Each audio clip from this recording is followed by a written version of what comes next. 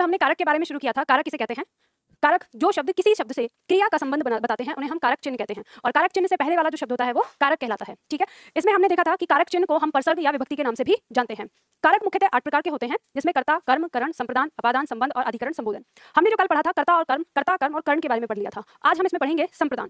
कर्ता के बारे में हमने जाना था कि जो वाक्य में काम को करता है वो क्या होता है? कर्ता होता है, और जो जिस पर काम का या कहें जिस पर क्रिया का प्रभाव पड़ता है उसे हम क्या कहते हैं? कर्म कहते हैं। और कर्ण में हमने जाना था कर्ण मतलब जो कारण यानी जो साधन या माध्यम को बताए, जो कारण को बताए कि क्रिया के होने का साधन या माध्यम क्या है, उसका कारण क्या है, उसे हम कर्ण कहते हैं। अब इसके बाद हम पढ़ेंगे यहाँ पर संप्रदान कारक। ठीक है, संप्रदान कारक हमारा क्या होता है इसे ध्यान दीजिए। परिभाषा कहती है यहाँ पर हमारी, कर्ता जिसके लिए या जिस उद्देश्य के लिए क्रिया करता है। देखो संप्रदान ने क्या कहा, कर्ता जिसके लिए या जिस उद्देश्य के लिए क्रिया करता है उसे हम संप्रदान कारक कहते हैं। अर्थात संज्ञा या सर्वनाम का वह रूप जिसके लिए या जिस उद्देश्य के लिए क्रिया की जा रही है, इसके साथ आने वाला जो चिन्ह होता है संप्रदान कारक चिन्ह कहलाता है, और इसका कारक चिन्ह के लिए होता है। और के लिए का जो को कभी आता है तो वो को जो के लिए का भाव लेकर होता है वो। ठीक है, तो कभी कभी आपको के लिए की जगह को भी दिख जाता है, लेकिन याद रखना इस को का मतलब वो होगा जब इसका अर्थ है के लिए। ठीक है, उद्देश्य को दिखाने के लिए। तो यहाँ पे हम कुछ उदाहरण लिखेंगे और फिर उसके बाद इस चीज को समझेंगे। जैसे वाक्य प्रयोग करिए इसमें। हमने यहाँ पर लिखा अध्यापक ने छात्रों के लिए पुस्तक लिखी। अध्यापक ने छात्रों के लिए पुस्तक लिखी। दूसरा वाक्य, कृष्ण ने सत्य की रक्षा के लिए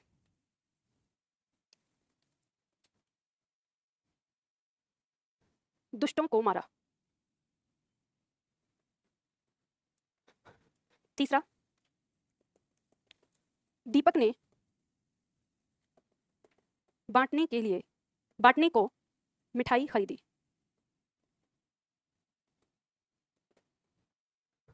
और चौथा, अजय ने दौड़ने को जूते पहने।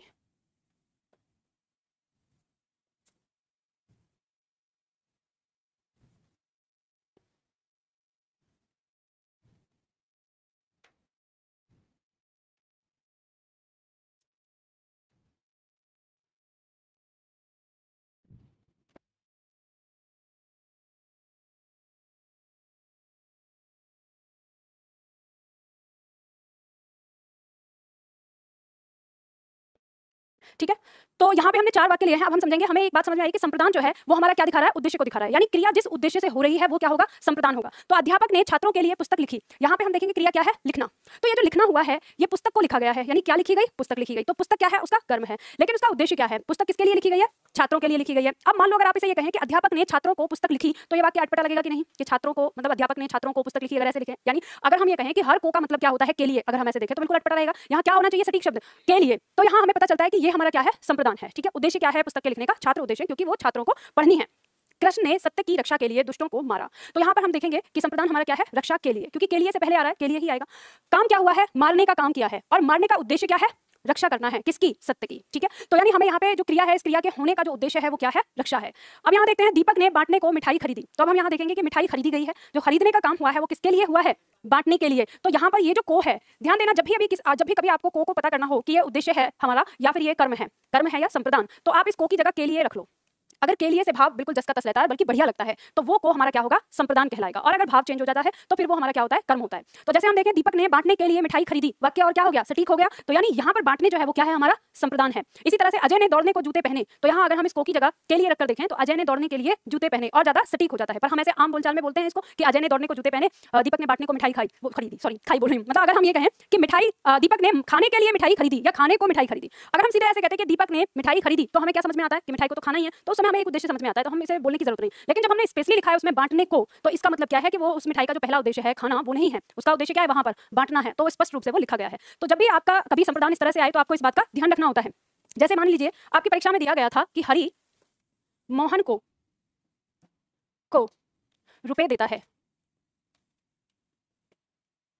ये एक वाक्य था, जो जिस वाक्य में अगर हम देखें तो यहाँ पर मोहन को और ये रुपए, यहाँ पर रुपए कर्म है और मोहन भी यहाँ पे कर्म है, लेकिन आयोग ने इसको क्या कहा? संप्रदान माना। लेकिन हमारा कहना है कि ये क्या है? कर्म है। अगर आयोग इस तरह के सारे वाक्यों को संप्रदान में रखता है तो फिर तो परिभाषा ही चेंज हो जानी चाहिए कि अगर एक कर्म आ गया तो दूसरा कर्म जो वहाँ पे गौण कर्म है वो क्या होना चाहिए? वो वहाँ पर संप्रदान ही माना जाना चाहिए, ये होना चाहिए। अब आप इसको देखो कि ये संप्रदान कैसे नहीं है। हमने कहा हरि मोहन को रुपए देता है, इस वाक्य के भाव से आपको क्या समझ में आता है? आपको ये समझ में आता है कि मान लो मोहन जो है वो सामने खड़ा है और हरी उसके सामने है, उसने उसको रुपए दिए हैं। इसमें कहीं आपको ये समझ में आ रहा है कि उद्देश्य है इसमें मोहन? नहीं है ना। मतलब आपको अगर हम इस वाक्य को पढ़ते हैं तो इस वाक्य से हमें ये समझ में आता है कि एक तरफ हरी खड़ा है, एक तरफ मोहन खड़ा है और हरी ने मोहन को क्या दिया है? रुपए दिए हैं। लेकिन अगर आप इसको पहचानने के लिए देखें, जिस तरह से आयोग ने इसको संप्रदान कह दिया, संप्रदान को पहचान करने का तरीका है के लिए वहां पर रख लो, क्योंकि के लिए तो सीधा सीधा बताता है उद्देश्य, और संप्रदान क्या है? उद्देश्य है। अब बोलो आप इस वाक्य को, हरी मोहन के लिए रुपए देता है, इस वाक्य से आपको क्या समझ में आता है कि वो हरी को दे रहा है या किसी और को दे रहा है?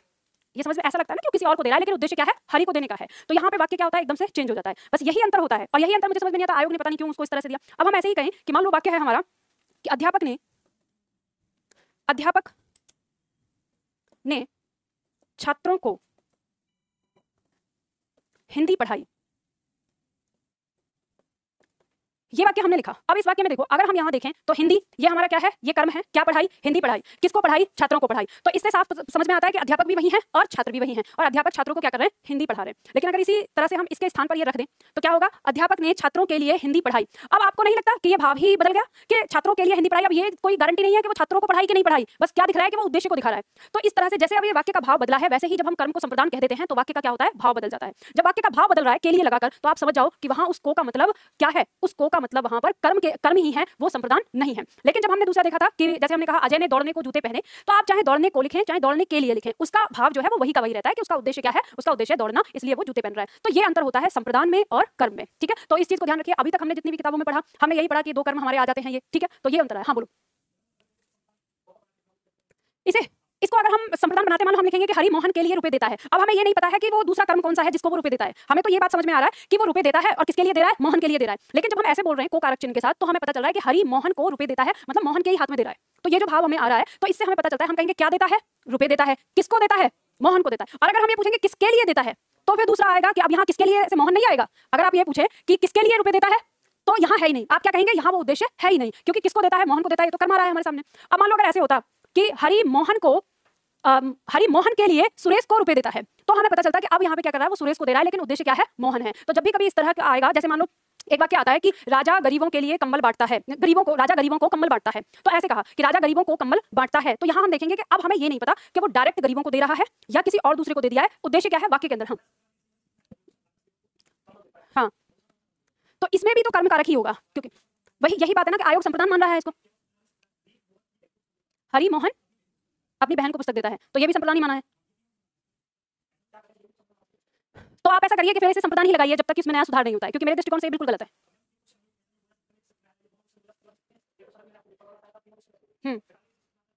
आगे किसी शिफ्ट में आता है तो आप संप्रदान रखिए अभी के लिए, क्योंकि या तो यही वाली बात है। अब मैं इसी चीज को तो देखती हूँ, क्योंकि दोनों ही उसको कर्म में ले जाओ तो वो कर्म बताता है, और संप्रदान में ले जाओ तो वो संप्रदान बताता है। तमाम किताबों में यही है, एक नंबर तो जाता ही जाता है। लेकिन हमारा जो उद्देश्य है, मतलब कि अगर हमें ये कहे कि आयोग अगर हमें बहस करने का मौका दे, तो हम आयोग से बहस कर सकते हैं। कैसे बहस कर सकते हैं कि आप ये बताइए कि जो संप्रदान है वो उद्देश्य को बता रहा है, और यहाँ पे उद्देश्य कहाँ हो रहा है। या तो फिर आप दूसरा कर्म जो है उसको ये लिख दो कहीं पर कि जब भी किसी कोई वाक्य आएगा, वाक्य में अगर गौण कर्म जो होगा वो संप्रदान माना जाएगा, तो हम मान लेंगे।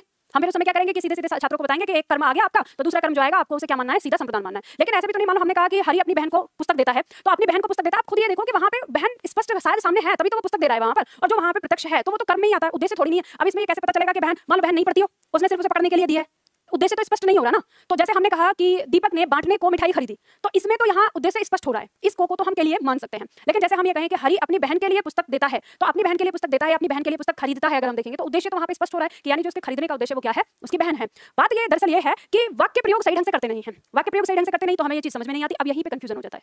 तो इसमें अगर पिछला रिकॉर्ड देखा जाए तो पिछले रिकॉर्ड के अनुसार आप अभी फिलहाल के लिए जब आपको लगे कि हम ये कह सकते हैं अपनी तरफ से कि जब भी आपको लगे कि दो कर्म आए हुए हैं, एक आया है हमारा मुख्य कर्म और एक आया है गौण कर्म, तो गौण कर्म को संप्रदान लगा दो अगर ऑप्शन में उसने संप्रदान दे रखा है तो, ठीक है। तो बाकी अगर नहीं ऐसे आ रहा तो फिर अब उसके बाद यही है कि बात यह है कि हम इसको क्या कहें। मैंने कल कामता प्रसाद की बुक में चेक किया था, गलती आयोग की नहीं है, गलती हमारे उन महान विभूतियों की है जो अपनी बात को आगे वाले पन्नों पे जाके काट देते हैं और पीछे वाले पन्नों का कोई ध्यान ही नहीं देते। तो अब समस्या यहाँ पे क्या जाती है? फंस जाते हैं छात्र, कोई सुनने को तैयार ही नहीं है। तो मैं तभी कह रही हूं ना कि अब मैंने इन सारी चीजों के बारे में बात किया था जो सरकारी लोग हैं उनसे कि कैसे किया जा सके। तो मुझे ये दो तरीके बताया, या तो आप कोर्ट में डाल दो, फिर कोर्ट में डाल दो, उसके बाद वो सारी वैकेंसी रुक जाएगी और वो सारी चीज उस पर बहस का मुद्दा बन रहा है। या फिर सीधा ये है कि कुछ कोई बुक जो है सरकार से उस चीज को करो कि एक पैमाने तैयार करें, यानी फिर से उस पर एक पैमाना तैयार किया जाए जैसे वर्तनी के लिए है, और वो एक बुक आधार मान ली जाए कि इस बुक में जो दिया हुआ है वही आंसर माना जाएगा, तब उसके बाद आयोग से दिया जाएगा। तो दोनों ही प्रोसेस जो है वो दोनों ही जटिल है। तो अब इसमें हम क्या कर सकते हैं? थोड़ी देर के लिए, मतलब जब तक कुछ नहीं होता है, क्योंकि मैं अब यही सोच रही हूँ, बहुत सोचने समझने के बाद मैं ऐसे पॉइंट चुन रही हूँ जिस पॉइंट पे अक्सर आपकी गलतियां होती है। जैसे स्वर के बारे में आते हैं, स्वर की संख्या आती है, व्यंजन की संख्या आती है। अच्छा, आप लोग अगर देखेंगे तो स्वयं कामता प्रसाद की जो बुक है, ऐसी हालत है हमारे देश में व्याकरण की, उन्होंने लिखा है वर्ण की कुल संख्या होती है 47, ये उन्होंने कहा है, ठीक है, पहली पंक्ति में। फिर उसके बाद नीचे पंक्ति दी है, उन्होंने कहा है स्वर की संख्या है 11।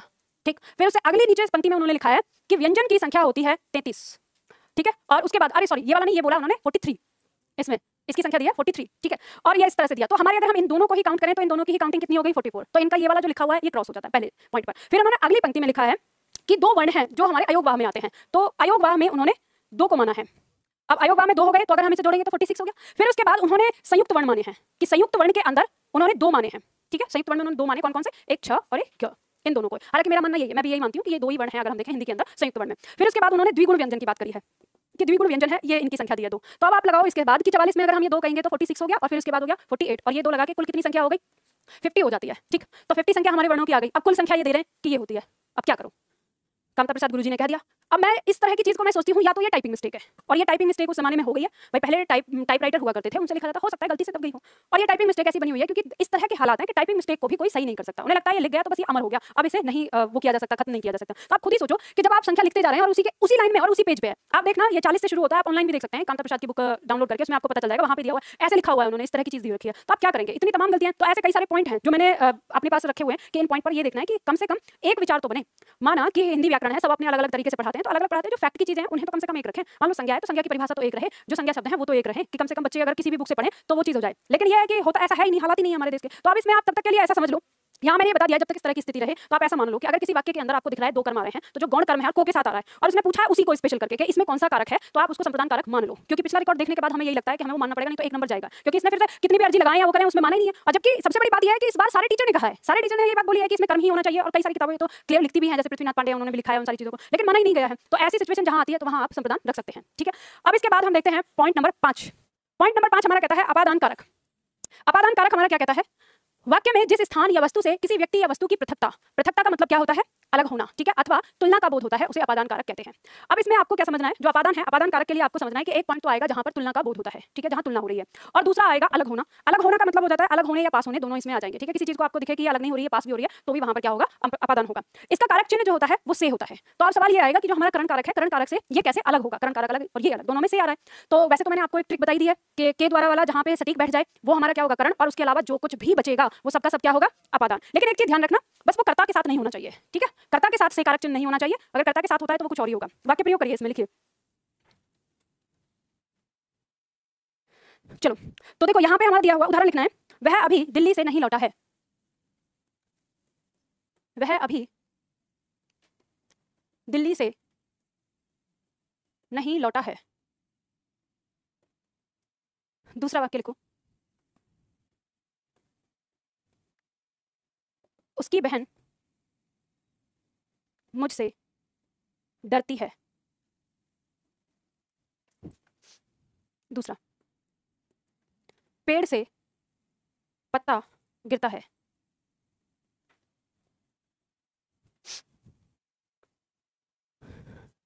एक वाक्य और लिखो, दीपा शीला से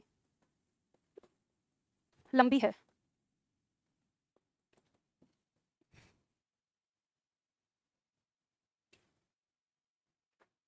वह अभी दिल्ली से नहीं लौटा है, उसकी बहन मुझसे डरती है, पेड़ से पत्ता गिरता है, दीपा शीला से लंबी है। देखो हमने कहा तुलना के रूप में, और तुलना के रूप में अगर से हम देखेंगे अपादान हम खोज रहे हैं, तो हमें तो ऐसे ही पता चल जाएगा, से पहले लगाया यहाँ शीला, से पहले यहाँ पेड़, यहाँ मुझसे और यहाँ दिल्ली, तो ये तो हमें पता चल गया ये क्या है, हमारे अपादान है। लेकिन मान लो अभी तो हम एक ही उदाहरण देख रहे हैं, लेकिन ऐसा हो जाए कहीं पे अकेला ही लिखा हो और उस समय पूछा जाए तो हमारे पास 2 पॉइंट होते हैं, करण है या अपादान है। तो हम कैसे पहचानते हैं इसके उस पॉइंट से कि तुलना का बोध हो रहा है या अलग या पास का बोध हो रहा है। तो हम देखेंगे कि यहाँ पर दीपा शीला से क्या है, लंबी है, तो ये से किसको दिखा रहा है, तुलना को दिखा रहा है। तो यहाँ पर ये शीला हमारा क्या हो जाएगा, अपादान कारक हो जाएगा।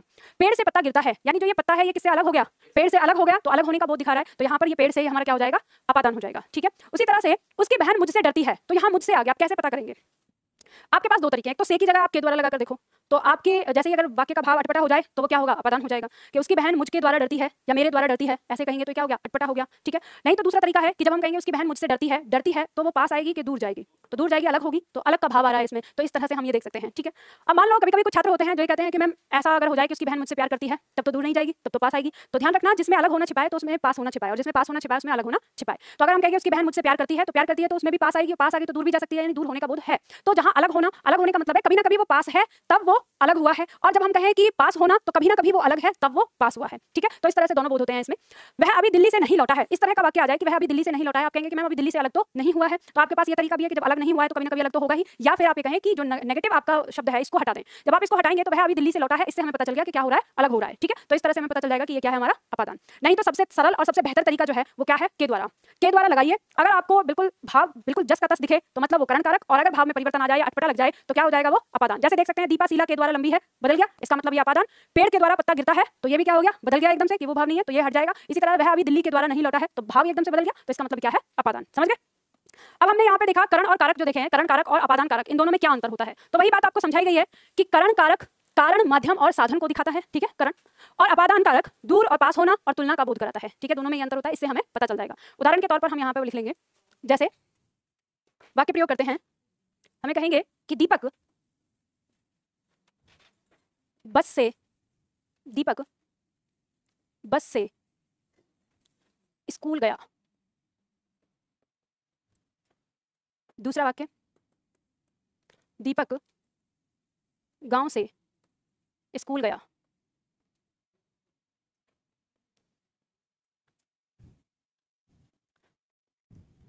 अजय स्कूटर से गिर गया। अजय स्कूटर से बाजार गया। 4 वाक्य हैं, आपको बताना है कौन सा वाक्य इसमें करण कारक है और कौन सा अपादान है। पहला वाक्य है दीपक बस से स्कूल गया, यहाँ पर बस दी है, बस से, ये क्या है, करण कारक है कि अपादान कारक है। आप देखेंगे बस से दिया है के द्वारा लगाकर, दीपक बस के द्वारा स्कूल गया, तो यहाँ कोई इसमें अंतर नहीं आ रहा, मतलब उसके स्कूल जाने का साधन क्या है, बस है, तो ये क्या हो जाएगा, करण। ठीक है, यहाँ पे जो बस है ये क्या हो जाएगा, करण कारक हो जाएगा। दीपक गांव से स्कूल गया, तो यहाँ पे गांव से दिया है, तो ये गांव से क्या हो रहा है, अलग हो रहा है ना। और अगर हम ऐसे कहें दीपक गांव के द्वारा स्कूल गया, तो वाक्य क्या हो गया, भाव अटपटा हो गया, गलत हो गया, तो ये क्या हो गया, हमारा अपादान।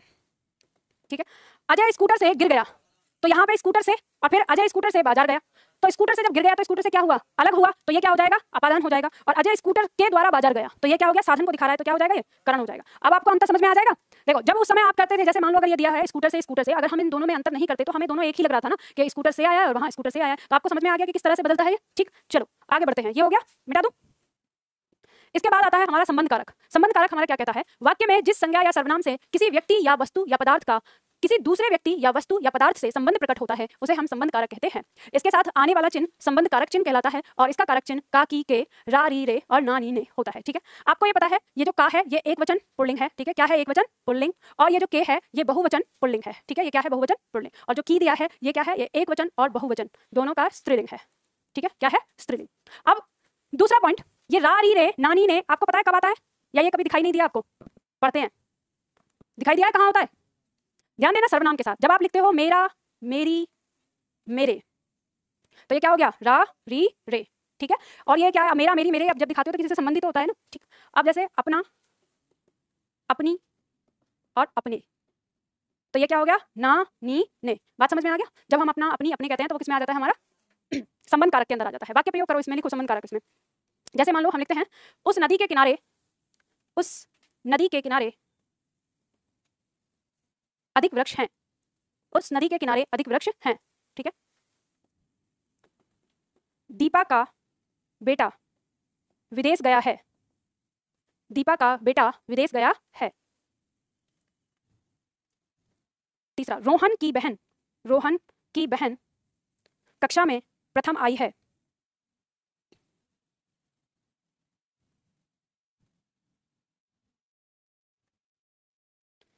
मैम एक बार मेरा बात सुने, बेटा मेरा नहीं मेरी, बात स्त्रीलिंग होता है, एक बार मेरी बात सुने। ठीक है, उस नदी के किनारे अधिक वृक्ष हैं, तो इसमें हम देखेंगे आपको दिखाई दे रहा है के, का, की, कारक चिन्ह दिखाई दे रहा है। कारक चिन्ह से ठीक पहले नदी, ये हमारा क्या है, संबंध कारक है। इससे पहले दीपा, ये क्या है, संबंध कारक है, लिख लीजिए रेखांकित करके। और इसकी से पहले रोहन, ये क्या है, संबंध कारक है। संबंध कारक में आपको कुछ पहचानने की आवश्यकता नहीं होती, संबंध कारक में आपको जैसे ही दिखेगा तुरंत आपको पता चल जाएगा।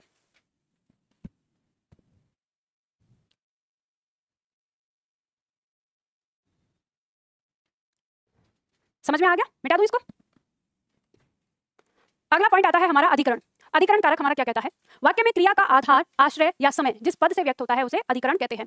देखो आपकी परीक्षा में ये जो का त्यों उठा के पूछ लिया था, वाक्य में क्रिया का आधार, आश्रय या समय जिस पद के लिए व्यक्त होता है उसे क्या कहते हैं? तो आधार, आश्रय या समय को व्यक्त करने वाला पद होता है अधिकरण। ठीक है, ऐसे भी कहा जाता है अधिकरण दो प्रकार का होता है, स्थानवाचक और कालवाचक। जो स्थान को बताता है स्थानवाचक, जो समय को बताता है वो कालवाचक। ठीक है, तो अधिकरण दो चीज दिखाता है, यानी अधिकरण में आप फोकस कर सकते हैं कि किसी चीज का स्थान और किसी चीज का समय को बताने वाला जो कारक होगा वो क्या है? हमारा अधिकरण है। इसका जो कारक चिन्ह होता है वो में और पर होता है। ठीक है, में और पर का प्रयोग कहाँ कहाँ होता है वो हम देखते हैं। जैसे हम बात करते हैं अगर में की, सबसे पहले ध्यान देना, बिंदी लिखते हैं इस पे। जब हम में की बात करते हैं वो कम से कम तीन ओर से घिरा हुआ होता है, तो जो तीन ओर से कम घिरा होता है उसके साथ हम लगाते हैं में का प्रयोग करते हैं। और पर होता है जो तीन ओर से कम खुला हुआ होता है, उसके साथ हम क्या करते हैं? पर का प्रयोग करते हैं। तो इसमें नोट में कुछ दिया है, कुछ शब्द ऐसे हैं जैसे मैदान में, आकाश में, कोने में, हवा में। ठीक है, ये ऐसे शब्द होते हैं जिसमें हमें ये पता नहीं चलता कि तीन ओर से कैसे घिरा हुआ है। तो यहाँ से आपकी परीक्षा में प्रश्न आ जाता है, तो ये बात हमेशा ध्यान रखना। मैदान के साथ में का प्रयोग करेंगे, आकाश के साथ में का करेंगे, कोने के साथ में का प्रयोग करेंगे। अब ये नहीं हवा के साथ में का प्रयोग करेंगे, ये नहीं कि हवा पर। ठीक है, ये ध्यान रखना है। तो इन सारी चीजों को आपको ध्यान रखना है। बाकी आप जानते हैं, मान लो अगर मैं आपसे कहूँ घर पर या घर में, तो क्या कहेंगे? घर, अरे घर में, घर चारों तरफ से क्या होता है? बंद हो जाता है। ठीक है, तो छत में कि छत पर? छत पर। अगर ये कहें कि मैं कार में आया हूं, तो इससे क्या पता चलेगा कि कार के अंदर या कार के ऊपर? अगर ये कहें मैं कार पर आया हूं, तो कार की छत पे बैठा है, लेकिन कार की छत पे सफर करते हुए किसी को नहीं देखा ना, गलत बोल रहा है। अगर हम कहें कि मैं बस में बैठा हूं या मैं बस पर बैठा हूं, बस में, तो क्योंकि बस के अंदर, और अगर बस पर बैठा हूं तो आप क्या समझेंगे? मतलब कि छत पर बैठे हैं। बाइक में होगा कि बाइक पर होगा? बाइक पर। घोड़े में कि घोड़े पर? घोड़े पर, क्योंकि दोनों तरफ से क्या है? खुला हुआ है। तो इस तरह से आपको ध्यान रखना है, परीक्षा में इसी तरह से कुछ प्रश्न आ जाएंगे। उदाहरण लिखो, देखो इसमें, मछली जल में रहती है, मछली जल में रहती है,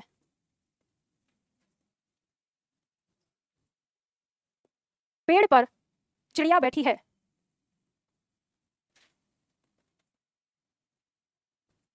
पेड़ पर चिड़िया बैठी है। दूसरा, गाड़ी 5 मिनट में, 5 मिनट में आने वाली है।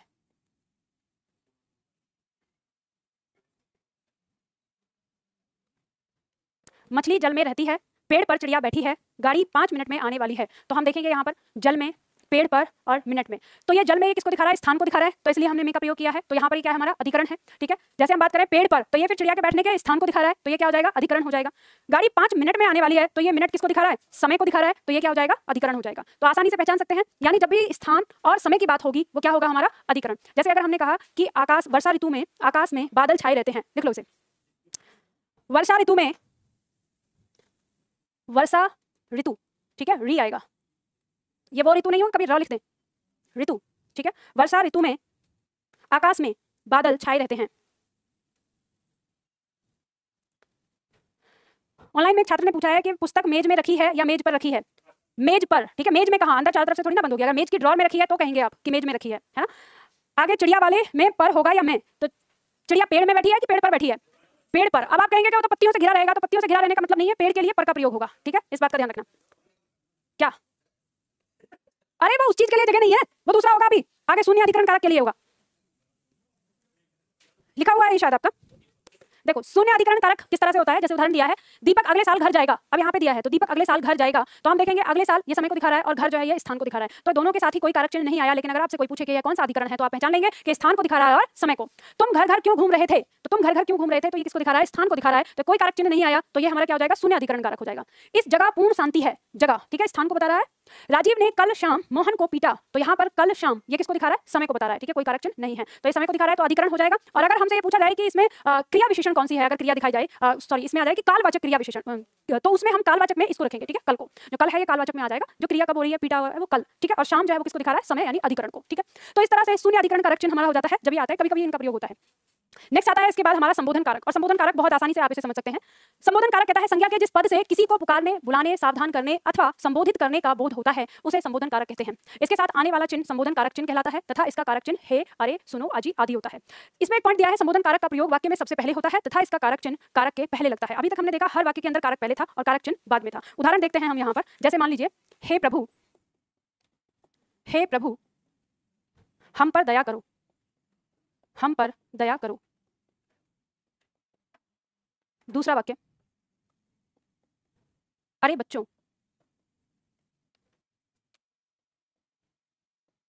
बिजली के तार से दूर रहो।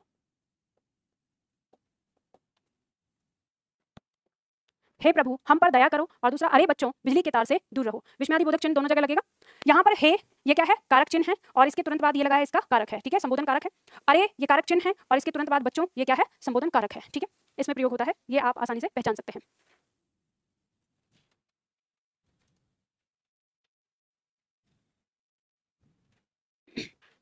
एक छात्र ने प्रश्न किया है कि राजा ने ब्राह्मण को गाय दिया, पहली चीज तो गाय दी, ठीक है। इसके बाद अब दूसरा इन्होंने पूछा है कि इसमें कौन कारक होगा, कौन सा कारक है इसमें, तो देखो इसमें राजा ने ये कर्ता कारक हो गया, ब्राह्मण को अब यहाँ पे क्या है, ये ब्राह्मण को अब आगे दिया है गाय दिया, सॉरी गाय दी, इन्होंने लिख दिया, तो क्या दिया, तो गाय दी, ठीक है, तो गाय हो गया यहाँ पे कर्म, और किसको दी है, किसके लिए दी है, ब्राह्मण के लिए, ठीक है, तो ये उद्देश्य हो जाएगा, उद्देश्य यानी आपका संप्रदान। अब इसमें आप कौन सा पूछना चाहते हैं, वो आपको बताना चाहिए था कि इसमें कौन सा कारक, मतलब कारक का नाम देके कि इसमें कर्ता कारक बताना है, इसमें कर्म कारक बताना है, या इसमें आपको संप्रदान कारक बताना है, ये सब आपको पूछना है, ठीक है। ये समझ में आ गया। अब चलो इसकी शॉर्ट ट्रिक, ये आपके पास लिखी हुई होगी, देखो ध्यान देना, इन्हें याद करना है एक साथ। क्या पहचान है, कर्ता के सामने क्रिया को करने वाला, यानी जो वाक्य में क्रिया है उसको करने वाला क्या कहलाता है, कर्ता कहलाता है। कर्म, क्रिया का प्रभाव जिस पर पड़े वो क्या कहलाएगा, कर्म। और इससे समझ में ना आए तो आपको क्या और किसको से प्रश्न करना चाहिए, ठीक है, तो जो आएगा उत्तर वो क्या, तो वो क्या हो जाएगा, करण हो जाएगा। संप्रदान की बात करें तो जिस उद्देश्य के लिए क्रिया हो रही है वो क्या है, संप्रदान है।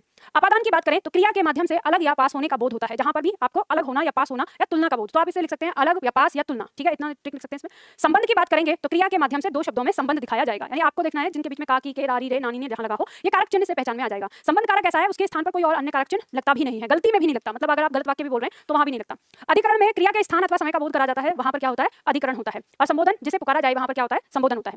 ध्यान देना, अधिकरण में कभी कभी ऐसा होता है, जैसे मैंने आपको एक प्रश्न बताया था कल की क्लास में, कहा था कि हमने कहा कि वह टेलीफोन पर बात कर रहा है, तो इस वाक्य के अंदर टेलीफोन क्या है, तो हम देखेंगे कि टेलीफोन क्या है, क्रिया का साधन है, और साधन मतलब उसे सही करके लिखेंगे कि वह टेलीफोन के द्वारा बात कर रहा है, तो उससे हमें पता चल जाएगा कि वो क्या है, हमारा करण कारक है।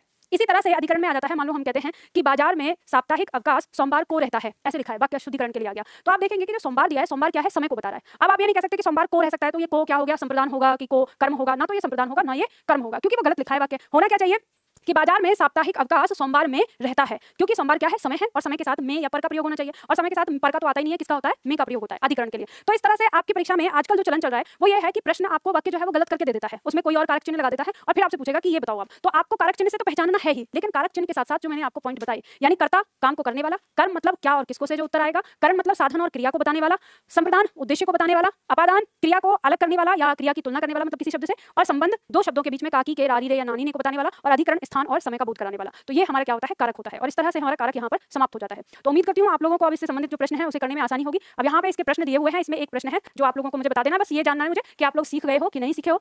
तो पहला प्रश्न यहाँ पर दिया हुआ है, सोनू का भाई प्रथम पुरस्कार लाया है, इस वाक्य में कर्ता कारक बताना है। ऑप्शन दिया है सोनू का भाई, ऑप्शन दिया है भाई, ऑप्शन दिया है पुरस्कार या सोनू, आपको बताना है कर्ता कारक, ठीक है।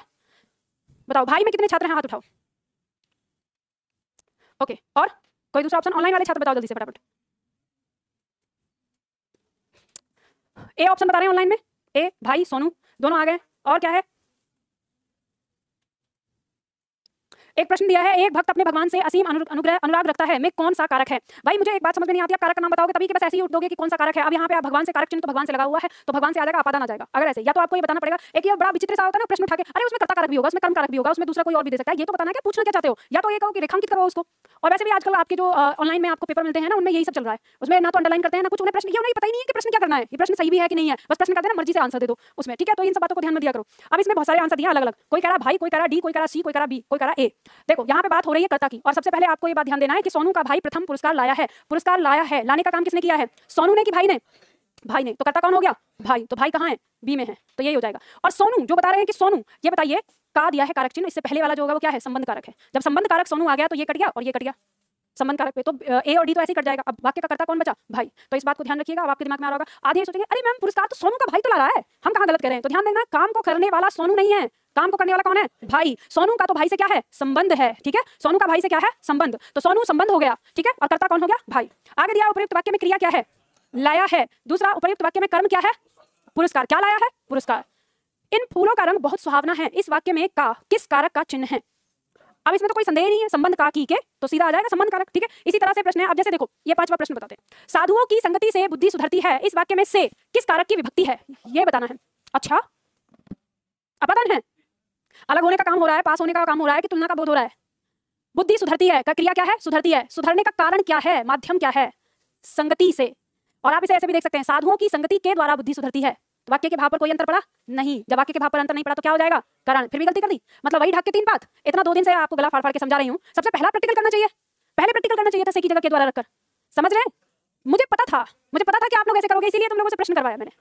वह घर से बाहर गया, वह घर से बाहर गया, इस वाक्य में कौन सा कारक है? अब आपको बताना है जो से दिख रहा है उसके लिए, ठीक है? तो आपको पता है घर से क्या हुआ है, अलग हुआ है, और नहीं मान लो अलग होना भी नहीं, तो वह घर के द्वारा बाहर गया, तो अटपटा हो गया वाक्य। अटपटा हो गया तो करण तो होगा ही नहीं, और करण नहीं होगा तो से किस में रहेगा? अपादान में। बात समझ में आ गई? तो इसी तरह से समझना है इसको। किस वाक्य में अपादान कारक है? राम ने रावण को तीर से मारा, मोहन से अब सहा नहीं जाता, हिमालय से गंगा निकलती है, चाकू से फल काटो। आपको पता है अपादान पता करना है। राम ने रावण को तीर से मारा, यानी मारने का काम किसके द्वारा हुआ है? तीर के द्वारा, तो साधन को दिखा रहा है, कर्ण हो गया। मोहन से अब सहा नहीं जाता, सहने का काम कौन करने वाला है? मोहन। तो मोहन वाक्य का हो गया कर्ता, और कर्ता के साथ से कारक चिन्ह जब भी कभी आएगा तो वो वाच्य क्या, वो होगा भाववाच्य, ठीक है? तो से यहाँ पर क्या है? कर्ता ही है। अब ये नहीं कह सकते, तो ये हो गया भाववाच्य, तो इसका मतलब ये है ही नहीं अपादान। तीसरा, हिमालय से गंगा निकलती है, हिमालय से गंगा क्या हो गई? अलग हो गई। अलग होने का बोध दे रहा है। चाकू से फल काटो, फल काटने का साधन क्या है? चाकू, तो ये चाकू से, या चाकू के द्वारा फल काटो, तो वाक्य सही आएगा। इस तरह से कर सकते हैं। तो बात समझ में आ गई? आराम से कर लेंगे, इसी तरह के प्रश्न है, इनका अभ्यास करना। तो आज की क्लास में हम इतना ही करते हैं, फिर मिलते हैं कल की क्लास में नए टॉपिक के साथ।